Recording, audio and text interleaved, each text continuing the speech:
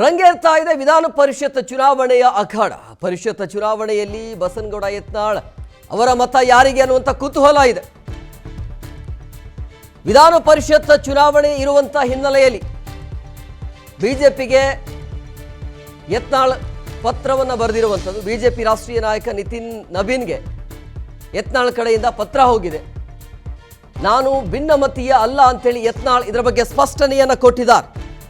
ಸಹಜವಾಗಿ ಕುತೂಹಲ ಇತ್ತು, ಯತ್ನಾಳ್ ಅವರ ಓಟ್ ಯಾರ ಕಡೆ, ಕಾಂಗ್ರೆಸ್ JDS ಬಿಜೆಪಿನ ಅಂತೇಳಿ. ನಿನ್ನೆನೆ ಅನೌನ್ಸ್ ಮಾಡಿದ್ರು ಯತ್ನಾಳ್ ಅವರು, ರಾಜಕೀಯ ಸಿದ್ಧಾಂತ ಅಂತ ಬಂದರೆ ನಾನು ನೇರವಾಗಿ ಬಿಜೆಪಿಗೆ ಓಟ್ ಹಾಕ್ತೀನಿ ಅಂತೇಳಿ. ಸಮಸ್ಯೆ ಇಲ್ಲ, ಇಲ್ಲಿ ಯತ್ನಾಳ್ ನೇರವಾಗಿ ಬಿಜೆಪಿಗೆ ಓಟ್ ಹಾಕ್ತಾರೆ. ಬಟ್ ಯಾವ ಅಭ್ಯರ್ಥಿಯ ಪರವಾಗಿ ಮತವನ್ನು ಚಲಾಯಿಸ್ತಾರೆ ಅನ್ನುವಂಥ ಕುತೂಹಲ ಇದೆ. ಬಿಜೆಪಿಗಂತೂ ಫಿಕ್ಸ್ ಅದು.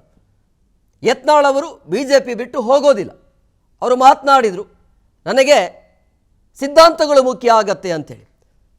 ಸೊ ಹಂಗಾಗಿ ಬಿಜೆಪಿಯ ಸಿದ್ಧಾಂತದ ಪ್ರಕಾರ ನಾನು ಬಿಜೆಪಿಯಲ್ಲೇ ಇರ್ತೇನೆ, ಬಿಜೆಪಿ ಅಭ್ಯರ್ಥಿಗೆ ನಾನು ಓಟ್ ಹಾಕ್ತೀನಿ ಅನ್ನುವಂಥ ವಿಶ್ವಾಸದಲ್ಲಿದ್ದಾರೆ. ಆ ರೀತಿಯ ತಮ್ಮ ಅನಿಸಿಕೆಯನ್ನು ವ್ಯಕ್ತಪಡಿಸಿದರು. ಸೊ ಹಂಗಾಗಿ ಇಲ್ಲಿ ಯತ್ನಾಳ್ ಕಾಂಗ್ರೆಸ್ಗೆ ಹೋಗುವಂಥ ಯಾವುದೇ ಲಕ್ಷಣ ಇಲ್ಲ, ನೇರ ಬಿಜೆಪಿಗೆ ಹಾಕ್ತಾರೆ ಅಷ್ಟೇ, ಅದೇನು ಸಮಸ್ಯೆ ಇಲ್ಲ.